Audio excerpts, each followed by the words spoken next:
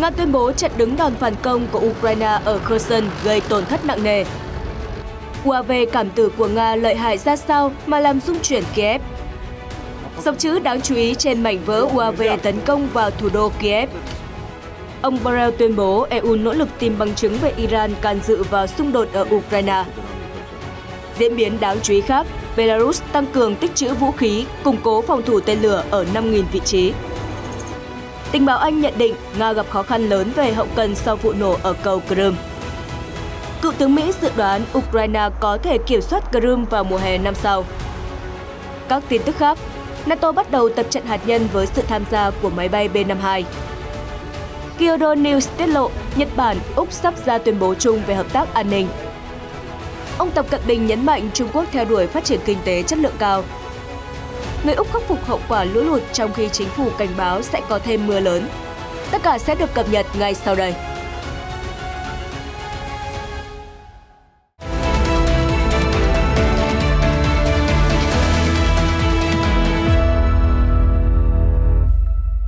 Chào mừng quý vị đến với chương trình quốc tế. Thưa quý vị, cục diện chiến đấu ở tỉnh Kherson, miền nam Ukraine vẫn rất khốc liệt.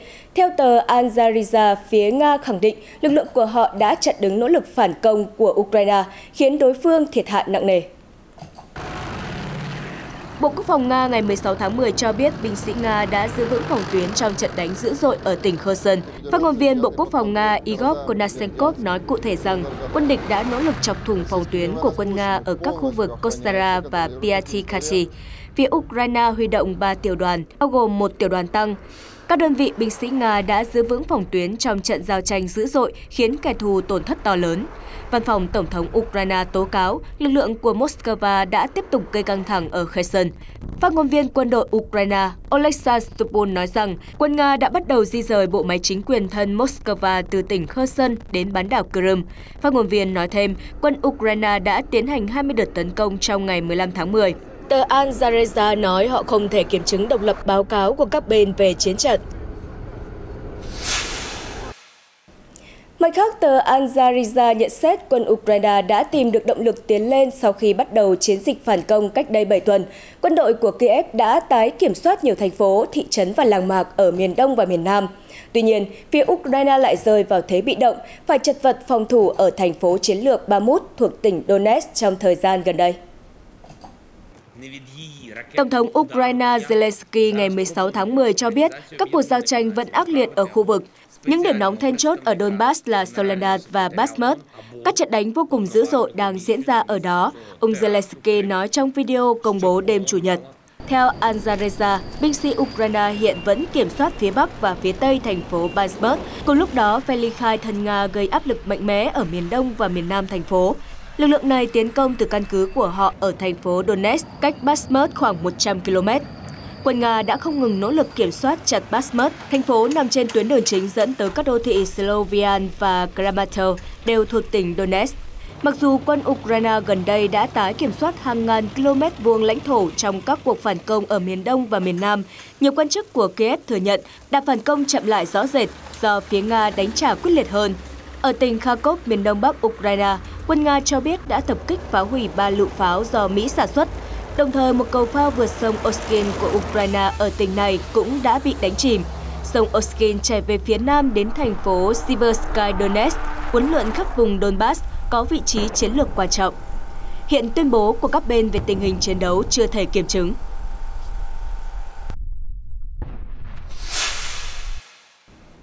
Đài RT và báo Guardian đưa tin, hàng loạt vụ nổ liên hoàn lại làm rung chuyển trung tâm thủ đô Kiev vào thứ Hai ngày 17 tháng 10. Nhiều báo cáo cho biết vũ khí tấn công lần này là máy bay không người lái hay UAV cảm tử. Thị trưởng thành phố Kiev, ông Vitaly Klitschko vào khoảng 7 giờ sáng ngày 17 tháng 10 thông báo một vụ nổ đã xảy ra ở quận Shevchenko, ngay trung tâm thủ đô. Khoảng 7 phút sau đó, ông cập nhật một vụ nổ tiếp theo ở cùng khu vực. Hỏa hoạn bùng lên ở một tòa nhà và nhiều khu vực dân cư cũng bị tàn phá, ông Vitaly cho biết thêm. Ông Anton Gerashchenko, cố vấn Bộ trưởng Nội vụ Ukraine nói rằng các nhân chứng đã nghe tiếng của nhiều UAV cảm tử trên bầu trời. Quan chức khẳng định dàn UAV nguy hiểm đã nhắm mục tiêu vào các cơ sở hạ tầng quan trọng ở trạm đường sắt trung tâm của Kiev. Phóng viên hiện trường Daniel Boffey của báo The Guardian cho biết Ít nhất 9 UAV đã tấn công Kiev vào sáng đầu tuần. Thị trưởng Vitaly sau đó đã đăng lên một bức ảnh trên mạng xã hội, mô tả đó là một phần của UAV đã bị Ukraine bắn hạ. Một mảnh vỡ của khí tài này có chữ Rizan 2, tên loại UAV cảm tử mà lực lượng Nga sử dụng. RT dẫn nguồn một số báo cáo cho biết, Rizan 2 là phiên bản tinh chỉnh của UAV Shahid-136 do Iran sản xuất. Đến nay, cả Moscow lẫn Tehran đều không xác nhận việc mua bán UAV. Iran nhiều lần khẳng định họ giữ quan điểm trung lập về xung đột và không bán vũ khí dùng trong giao tranh ở Ukraine. Ông Andriy Yermak, tránh văn phòng Tổng thống Ukraine, cũng cho rằng Kiev đã bị dàn UAV cảm tử tấn công sáng ngày 17 tháng 10. Thủ đô đã bị tập kích bằng UAV cảm tử. Chúng ta cần có thêm hệ thống phòng không sớm nhất có thể, ông Yermak nói. Theo báo Guardian, UAV cảm tử là loại vũ khí sẽ phát nổ khi tấn công.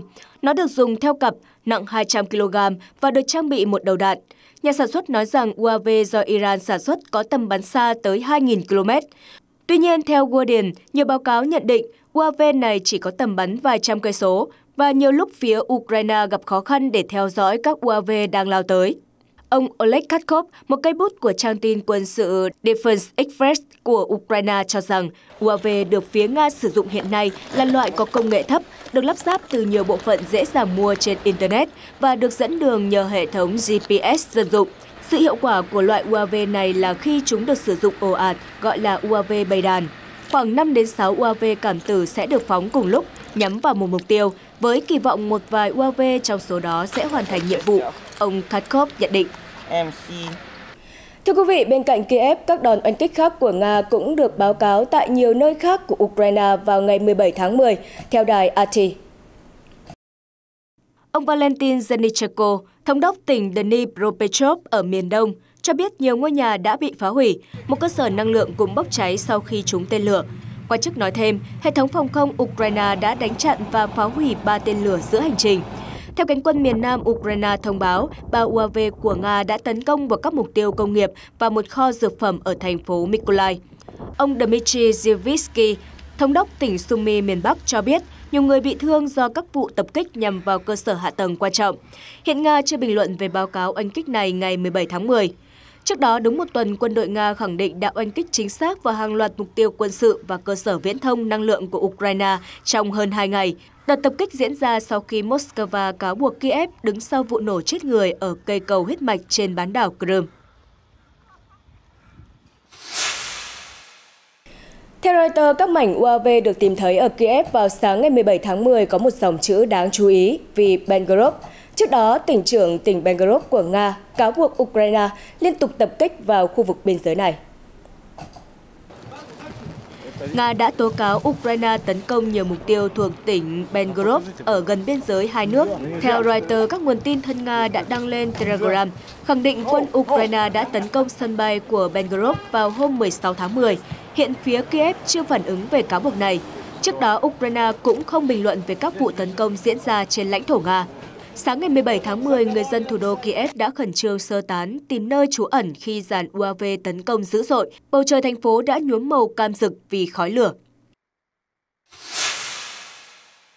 Hãng tin Reuters dẫn báo cáo của không quân Ukraine ngày 17 tháng 10 khẳng định lực lượng này đã phá hủy 37 UAV của Nga tấn công kể từ chiều Chủ nhật ngày 16 tháng 10. Tỷ lệ UAV bị hạ chiếm khoảng 85 đến 86%. Phát ngôn viên không quân Ukraine, ông Yuri Inat phát biểu trong một cuộc họp báo rằng các lực lượng phòng không Ukraine đã làm việc hiệu quả. Ông nói thêm, mọi UAV tấn công đều đến từ phía nam đất nước. Thị trưởng thành phố Kiev, ông Vitaly Klitschko cho hay một phụ nữ thiệt mạng khi UAV tập kích trung tâm thủ đô vào sáng thứ Hai. Ngoài ra, một người khác đã bị mắc kẹt dưới đống đổ nát. Nga hiện chưa bình luận về vụ tập kích Kiev, lần tấn công thứ hai chỉ sau một tuần. Thưa quý vị, Liên minh châu Âu đang nỗ lực hết sức để tìm bằng chứng về sự can dự của Iran trong xung đột Nga-Ukraine. Đó là phát biểu của ông Joseph Borrell, đại diện cấp cao về chính sách an ninh và đối ngoại của EU, nói vào ngày 17 tháng 10. Reuters đưa tin phía Kiev đã báo cáo Nga sử dụng hàng loạt UAV Shahid-136 do Iran sản xuất để tấn công nhiều mục tiêu trên khắp Ukraine trong suốt những tuần gần đây. Phía Iran nhất quyết bác bỏ cung cấp vũ khí cho Nga, trong khi Điện Kremlin không bình luận. Mới đây trong cuộc họp các ngoại trưởng EU ở Luxembourg, Cao ủy về đối ngoại Joseph Borrell khẳng định, chúng tôi sẽ tìm kiếm bằng chứng vững chắc về sự tham gia của Iran trong xung đột Ukraine. Ông nói thêm cuộc họp còn có sự tham dự của Ngoại trưởng Ukraine Dmytro Kuleba và EU có thể sẽ quyết định ban hành thêm trừng phạt với Iran do những cáo buộc của khối Liên Âu đối với nước Cộng hòa Hồi giáo. EU hiện đã có kế hoạch cấm di chuyển và đóng băng tài sản của khoảng 15 cá nhân Iran liên quan đến việc trấn áp biểu tình bùng nổ hồi tháng trước nhằm thể hiện sự bất bình trước cái chết của cô gái 22 tuổi Mahsa Amini qua đời khi bị cảnh sát giam giữ. Trước cuộc họp ngày 17 tháng 10, ông Borrell nói rằng hiện không có hy vọng về tiến triển đàm phán với Iran để khôi phục thỏa thuận hạt nhân năm 2015. Tôi không nghĩ sẽ có bất kỳ bước tiến nào. Thật đáng buồn vì chúng ta đã tiến gần, rất gần tới một thỏa thuận. Ông Borrell nói với phóng viên, lưu ý rằng cuộc đối thoại quốc tế với Tehran đã chững lại trong nhiều tuần qua. Đại sứ quán Mỹ tại Kiev vừa chỉ trích các cuộc tấn công của Nga ở thủ đô Kiev và nhiều thành phố khác của Ukraine vào ngày 17 tháng 10, Reuters đưa tin. Đại sứ quán Mỹ ngày 17 tháng 10 viết trên Twitter, các cuộc tấn công tuyệt vọng và đáng trách của Nga vào sáng nay đã nhắm mục tiêu vào dân thường và cơ sở hạ tầng dân sự. Chúng tôi ngưỡng mộ sức mạnh và sự kiên cường của người dân Ukraine. Chúng tôi sẽ sát cánh với các bạn cho đến khi nào còn cần thiết, Đại sứ quán Mỹ viết thêm. Mặt khác, cố vấn cho Tổng thống Ukraine, ông Mikhailo Podolyak kêu gọi, sau làn sóng tấn công bằng UAV của Nga vào các thành phố Ukraine hôm thứ Hai, thì Moscow nên bị trục xuất khỏi G20 và các tổ chức quốc tế khác. Ông Podolyak viết trên Twitter, những ai ra lệnh tấn công cơ sở hạ tầng quan trọng của Ukraine để cắt đứt nguồn cung năng lượng, thì chắc chắn không thể ngồi cùng bàn với các nhà lãnh đạo G20. Đến chiều ngày 17 tháng 10, phía Moscow chưa bình luận về vụ tập kích mới nhất. Newsweek cho hay trong khi xung đột Nga-Ukraine tiếp diễn ác liệt đã gần 8 tháng, các quan chức Belarus lại tuyên bố họ đang chuẩn bị cho nguy cơ khói lửa lan tràn tới nước này. Cụ thể, ông Vadi Sinzharsky, người đứng đầu Bộ Tình huống Khẩn cấp Belarus, phát biểu trên đài ONT TV rằng vũ khí đã được phân bổ trên khắp cả nước để Belarus có thể bảo vệ tổ quốc của mình. Hôm nay, tất cả vũ khí trong kế hoạch đã được Bộ Quốc phòng cấp phát và chuyển về các kho chứa. Ông Sinzharsky cho biết và nói thêm các tính toán chiến lược đã được cân nhắc, việc huấn luyện cá nhân cũng đã thực hiện. Ông Sinzharsky cho biết Belarus đã tăng cường an ninh cho hơn 5.000 vị trí quan trọng trên khắp cả nước, sẵn sàng ứng phó nếu chúng bị tập kích tên lửa. Quan chức khẳng định giới lãnh đạo đất nước chúng ta đang tiến hành mọi biện pháp để tránh xảy ra xung đột quân sự ở Belarus. Nhưng không may thay, chúng ta phải hiểu rõ tình hình quốc tế hiện giờ buộc chúng ta phải luôn sẵn sàng hành động nhanh chóng, bao gồm việc phòng vệ dân sự. Tổng thống Belarus Alexander Lukashenko là một đồng minh thân cận với Tổng thống Nga Vladimir Putin. Vào tuần trước, ông Lukashenko nói với đài NBC của Mỹ rằng phương Tây đừng bao giờ đẩy Tổng thống Putin vào chân tường, nếu không thì hậu quả sẽ vô cùng thảm khốc. Nếu các vị đẩy một người hay một quốc gia vào góc tường thì chỉ có một cách để thoát ra. Ông Lukashenko nói ẩn ý trong cuộc phỏng vấn với NBC tại Kazakhstan. Đó là lý do tại sao không bao giờ nên vượt qua những lằn ranh đỏ. Điều đó là không thể, Tổng thống Belarus nói thêm.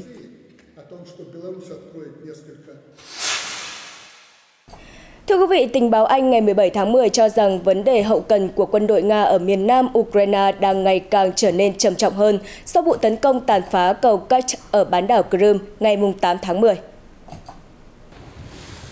Reuters trích cập nhật của cơ quan tình báo thuộc Bộ Quốc phòng Anh cho biết, giữa lúc quân Nga đối mặt áp lực lớn ở tỉnh Kherson và con đường hậu cần đi qua Crimea bị gián đoạn, thì tuyến đường liên lạc đi qua tỉnh Zaporizhia lại càng trở nên quan trọng hơn, có vai trò thiết yếu đối với hoạt động lâu dài của binh sĩ Nga ở miền nam Ukraine. Ngoài ra, tình báo Anh cho rằng lực lượng Nga ở miền nam Ukraine có thể sẽ tăng cường nguồn hậu cần từ thành phố Mariupol để bù đắp những tổn thất sau vụ đánh phá cầu Kerch. Theo báo Al Jazeera, bà Natalia Humeniuk, nữ phát ngôn viên cho cánh quân miền Nam của Ukraine, cũng nhấn mạnh lực lượng Nga đang thiếu hụt thiết bị quân sự, bao gồm đạn dược sau vụ nổ cầu Kerch. Bà Natalia nói trên đài truyền hình Ukraine rằng khoảng 75% nguồn hậu cần của quân Nga ở miền Nam Ukraine là được vận chuyển thông qua cây cầu đó. Vừa qua, Nga đã sử dụng phà biển để vận chuyển người và hàng, nhưng dịch vụ tạm ngừng lại vì khu vực có gió mạnh. Giờ thì cả biển cũng đứng về phía chúng ta, bà Natalia bày tỏ. Nga hiện chưa phản ứng trước những lời tuyên bố mới của Anh và Ukraine. Cầu Kerch ở Crimea dài 19 km là cây cầu mang ý nghĩa chiến lược quan trọng về mặt hậu cần trong chiến dịch quân sự đặc biệt của Nga ở Ukraine.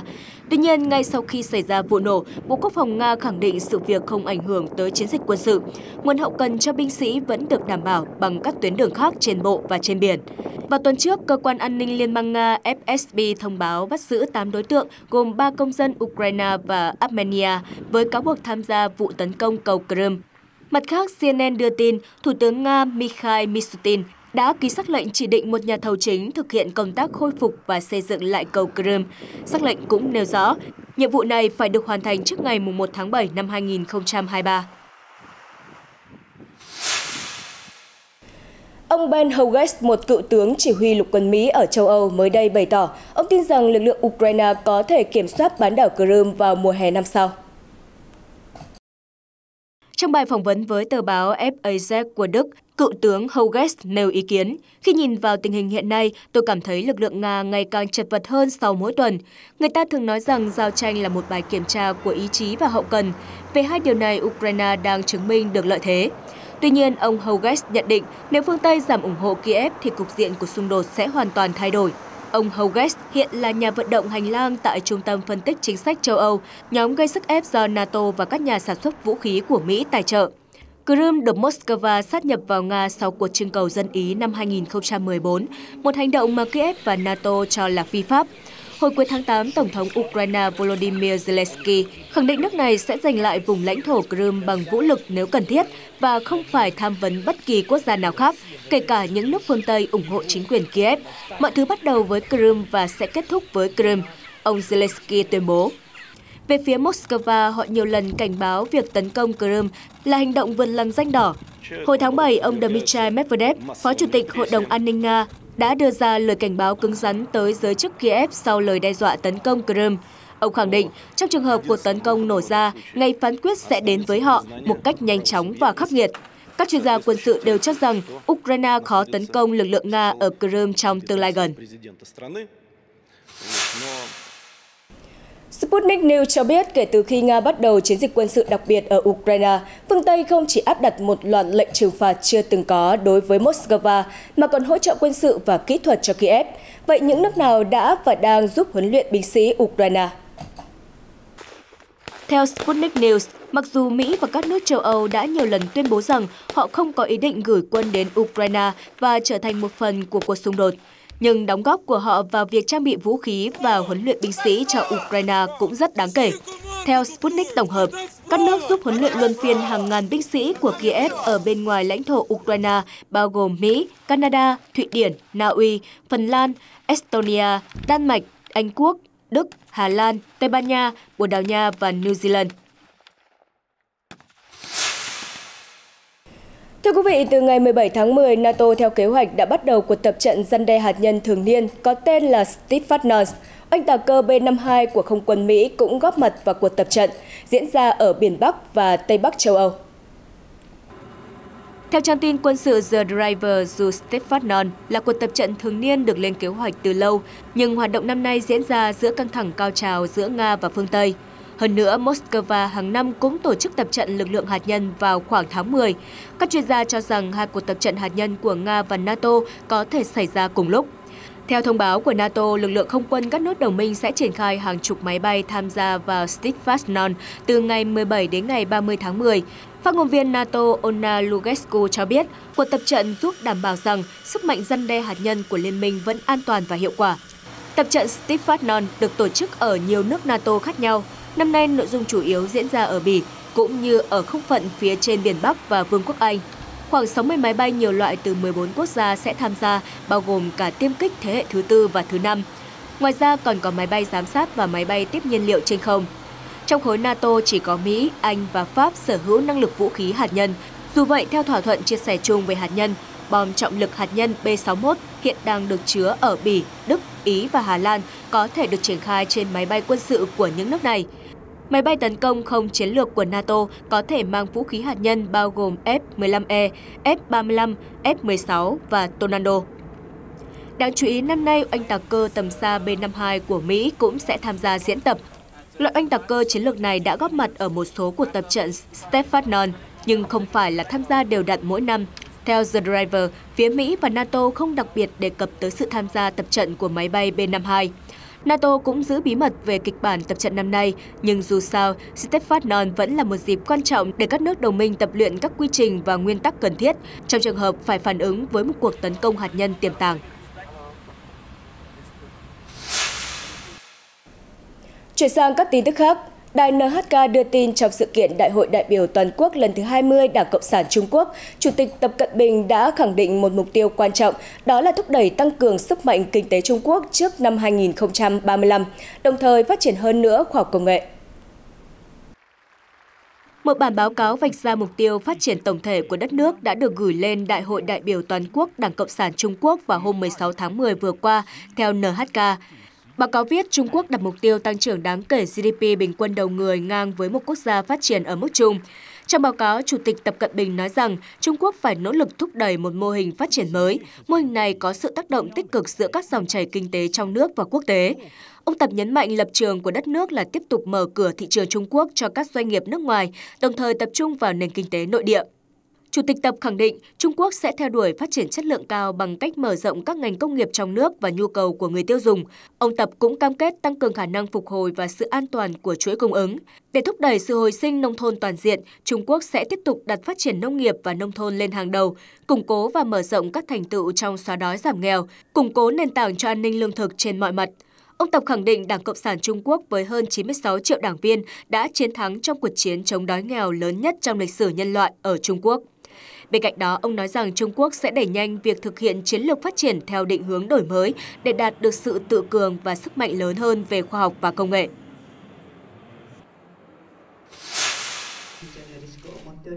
Kyodo News tiết lộ, Nhật Bản, Úc sắp ra tuyên bố chung về hợp tác an ninh. Tuyên bố chung của Thủ tướng Nhật Bản Fumio Kishida và Thủ tướng Úc Anthony Albanese sẽ nhấn mạnh tầm quan trọng của một khu vực Ấn Độ Dương-Thái Bình Dương tự do và mở rộng. Hai nhà lãnh đạo dự kiến sẽ đối thoại vào hôm 22 tháng 10 ở thành phố Perth của Úc, các nguồn tin nói với Kyodo News. Tuyên bố sắp ban hành có thể là sự tái khẳng định của một tài liệu được ký năm 2007 bởi cựu Thủ tướng Nhật Bản Shinzo Abe và cựu Thủ tướng Úc John Howard. Trong đó, Tokyo và Canberra nêu rõ những lợi ích chiến lược và an ninh chung khi cả hai nước đều có quan hệ đồng minh với Hoa Kỳ.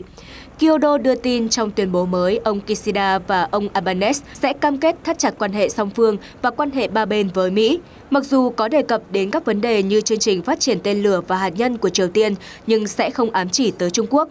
Tuy nhiên, theo Kyodo, mục đích chính của tuyên bố thắt chặt an ninh Nhật-Úc là nhằm ứng phó với sự quyết liệt hơn của quân đội Trung Quốc tại khu vực Thái Bình Dương. Trong cuộc gặp đầu tiên vào tháng 5, ông Kishida và ông Albanese đã nhất trí thúc đẩy hợp tác giữa bối cảnh hai bên cùng lo ngại về hoạt động quân sự tăng cường của Bắc Kinh ở khu vực trong hơn 15 năm nay. Gần đây, Trung Quốc đã tăng sức ảnh hưởng với các quốc đảo Thái Bình Dương gần với Úc, dấy lên lo ngại từ Canberra và Washington, theo Kyodo. Nhật Bản xem Úc là nước có quan hệ đồng minh một phần và cả hai quốc gia đều là thành viên của Bộ Tứ Kim Cương, một khuôn khổ an ninh gồm cả Mỹ và Ấn Độ. Ngoài ra, hợp tác năng lượng sẽ là vấn đề được thảo luận chi tiết trong cuộc họp sắp tới giữa ông Kishida và ông Albanese, Kyodo News cho hay. Nhật Bản phụ thuộc vào Úc cho hơn 1/3 hàng nhập khẩu khí tự nhiên hóa lỏng. Tuy nhiên, chuỗi cung ứng đã gián đoạn từ sau xung đột ở Ukraine. Ông Kishida từng dự định thăm Úc vào tháng 1, nhưng chuyến đi bị hủy do Covid-19 tái bùng phát mạnh ở Nhật Bản vào thời điểm đó. Vào ngày 22 tháng 10 sắp tới, Úc sẽ lần đầu tiên đón một Thủ tướng Nhật Bản thăm chính thức kể từ năm 2018. Ông Albanese thăm Nhật Bản vào tháng 5 trong khuôn khổ cuộc họp thượng đỉnh Bộ Tứ. Cuối tháng 9, Thủ tướng Albanese có chuyến đi khác tới Tokyo để dự tang lễ cố Thủ tướng Nhật Bản Shinzo Abe.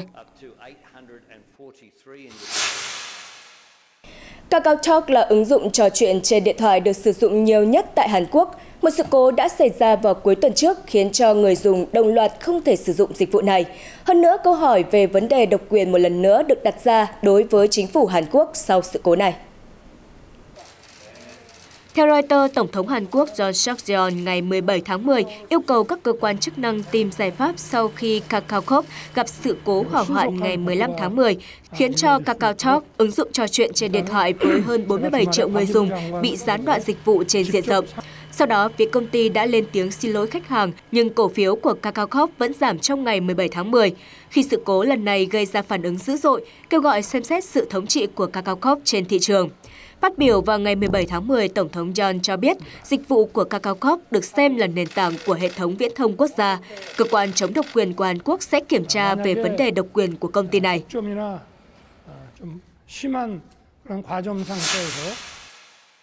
Hội nghị thượng đỉnh y tế thế giới vừa được khai mạc tại thủ đô Berlin của Đức. Sự kiện lần này thu hút nhiều sự chú ý bởi đây là năm đầu tiên hội nghị được tổ chức sau đại dịch COVID-19, nhưng một sự việc hy hữu đã xảy ra với Thủ tướng Đức Olaf Scholz. Dù vậy, ông đã cho thấy khả năng ứng biến của mình.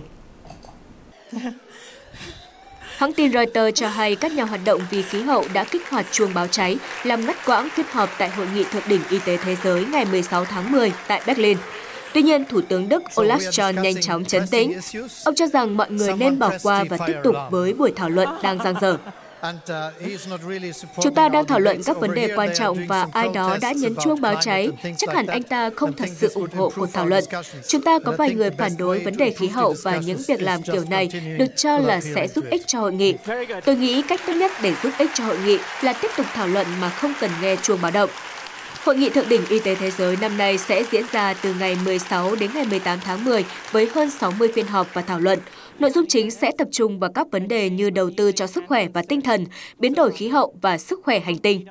Tại hội nghị, quỹ Bill and Melinda Gates cam kết sẽ tài trợ 1,2 tỷ đô la để hỗ trợ nỗ lực xóa bỏ bệnh bại liệt trên phạm vi toàn cầu. Chuyển sang một tin tức về đợt lũ lớn ở Úc. Hôm 17 tháng 10, hàng nghìn người dân đã trở về nhà và các cơ sở kinh doanh của mình để đánh giá thiệt hại do lũ lụt gây ra. Trong khi đó, chính quyền cảnh báo sắp có mưa nhiều hơn trong thời gian tới dẫn đến đợt lũ kế tiếp. Cảnh báo lũ lớn được đưa ra trên nhiều khu vực, mặc dù lượng mưa đã giảm vào cuối tuần qua. Thủ tướng Anthony Albanese cho biết, chúng ta đang trải qua thời gian rất nguy hiểm trong những ngày và tuần sắp tới. Dự kiến sẽ có thêm mưa vào cuối tuần này, vì vậy tình hình vẫn rất khó khăn, ông Albanese nói thêm. Cơ quan thời tiết dự báo sẽ có thêm các trận mưa lên tới 50 mm ở một số vùng ngập lụt. Suốt những tuần gần đây, nhiều khu vực ở ba bang Đông Nam Úc là Victoria, New South Wales và Tasmania đều đã ban hành tình trạng khẩn cấp vì lũ lụt. Ước tính khu vực Đông Nam xứ chuột túi vào tuần này đã hứng lượng mưa bằng mức trung bình cả tháng. Khủng hoảng lũ lụt lần này kéo đến sau khi bờ Đông Úc vào tháng 3 và tháng 4 đã bị ngập nước kéo dài, dẫn tới số tiền bồi thường bảo hiểm lên tới 4,8 tỷ đô la Úc, Reuters trích báo cáo từ Hội đồng Bảo hiểm Úc cho biết. Về nguyên nhân của tình trạng mưa lũ nghiêm trọng như hiện nay, đáng chú ý nhất là việc Úc đã có năm thứ 3 liên tiếp trải qua hiện tượng thời tiết La Nina, đem tới lượng mưa lớn hơn mức trung bình ở khu vực miền Đông. Một nguyên nhân khác là do lưỡng cực Ấn Độ Dương, một hiện tượng khí hậu ảnh hưởng tới lượng mưa ở khu vực gần Ấn Độ Dương, bao gồm cả Úc. Chiều hướng trở nên xấu hơn vào tháng 5, theo đó làm tăng khả năng có mưa lớn bất thường khắp nước Úc trong thời gian mùa xuân ở Nam bán cầu từ tháng 9 đến tháng 11. August Santoso, nhà nghiên cứu cấp cao về khí hậu tại Đại học New South Wales cho biết, các đại dương phía Bắc Úc đã ấm lên, khiến độ ẩm cao hơn ở khu vực phía đông đất nước. Nói về đợt lũ hiện nay, ông Santoso tóm gọn, về cơ bản chúng ta đang nhìn thấy sự tổng hợp của thời tiết xấu, các hệ thống mưa và bão. Các nhà khí tượng Úc cũng dự đoán do La Nina vẫn còn, miền Đông Úc sẽ hứng lượng mưa cao hơn bình quân vào thời điểm cuối năm. Cơ quan khí tượng Úc đã cảnh báo nguy cơ mưa lũ diện rộng ở miền Đông và Bắc Úc từ tháng 10 đến tháng 4 năm sau. Các nhà khí tượng nói thêm do các sông và đập nước khắp miền Đông Úc đã tới giới hạn sức chứa, nên mỗi khi có thêm mưa lớn thì cũng dễ dẫn tới lũ quét. Tin tức vừa rồi cũng đã khép lại chương trình ngày hôm nay. Cảm ơn quý vị và các bạn đã quan tâm theo dõi. Xin kính chào tạm biệt và hẹn gặp lại.